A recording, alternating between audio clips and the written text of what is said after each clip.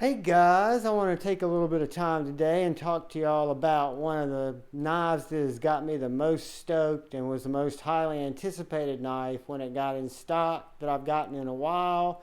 And I'll start off with a little Blade Show story that kind of gives you a background into my dilemma. So I was at Blade Show over in Atlanta and I went to the Wii booth and I was checking out some of their new knives.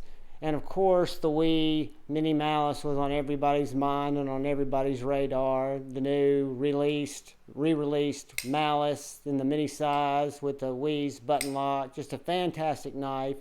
So I was at the table. They had several new knives there, and I was just smitten with this, playing with it, and really didn't mess around with any of the other knives. So long story short, show specials, bought it, left, everything was great.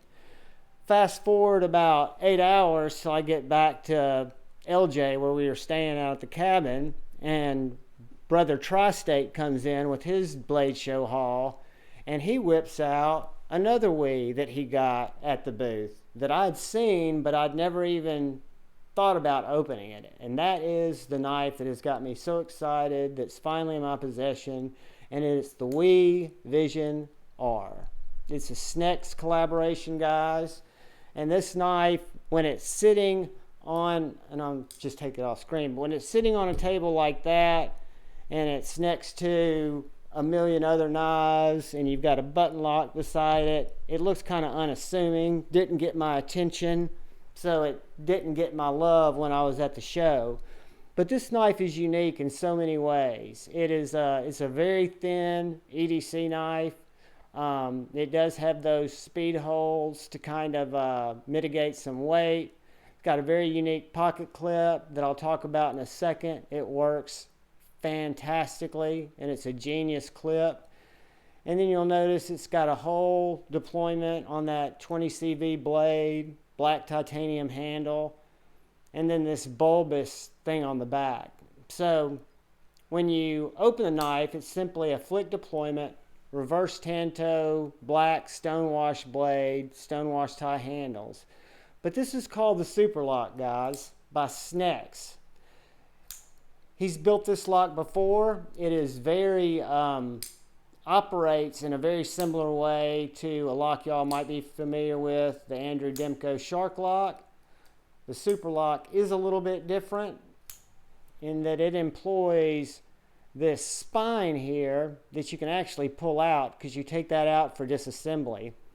But it employs that spine, your spring's down here at the bottom instead up at the top, but it locks that blade in place the same way that the Superlock does, or the Shark Lock does, this being the Superlock. So what that translates to is a knife that is ambidextrous, carries on both sides because of that unique pocket clip, and is 20 CV, has a full grip. I want to say it's about a 3.5-inch blade, but again, I'll have specs in the description and you guys can look those up. But I can get a full grip. It's a thin knife. I can squeeze the bejesus out of it, and it takes no hot spots transferred. It's because that clip is very minimal and sits off to the side there.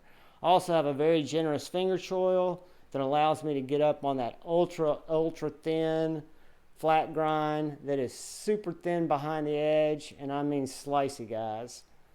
But it's a fidgeter's dream. I think it's an EDC dream. I think it's a great underbuilt, not underbuilt, but just light duty EDC knife that's up to the task. So let's do a couple of quick size comparisons. Since we've got it close, we'll see how it compares to the Wii Mini Buster, and it's a good bit bigger than the Wii Mini Buster. Let's see how it compares with our Cold Steel 4MAX, our Civivi Baby Banter, bigger than the Baby Banter, smaller than the 4MAX. Let's look at it next to the Benchmade Bug Out.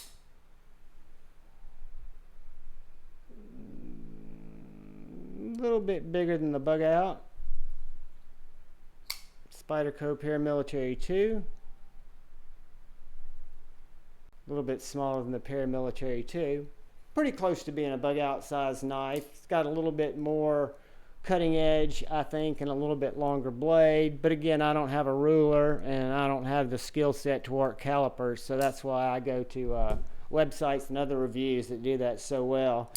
But again, guys, I've not put this knife through the paces yet. I've seen reviews from people who've put it through the paces.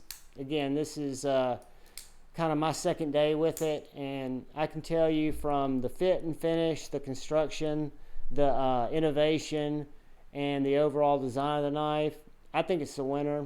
I really like it. I'll kind of keep you all updated, and we'll do a long-term review after I've had it for a while. But I have a feeling now it's going to spend a lot of time in my pocket because it disappears in the pocket. This pocket clip, when you go to put it in your pocket, I wear khakis a lot, but also wear jeans. You can literally set it into your pocket, and it clips on if I'm a righty, it clips on the right side of my pocket, so it actually clips and lays flat because it's not clipping to the front part of my pocket, if that makes sense, which would be here where I normally clip it. I'm clipping it right at the back, and it lays flat, carries light, and it's just been a delightful little knife. The most important thing about it is it wants you to look out for the guy or gal to your left. It wants you to look out for the guy or gal to the right. I ask that you all look out for each other and go forward with positivity, hope, and love. Guys, I love you all. Thanks for watching my video. If you're inclined, please subscribe. Peace. See you soon.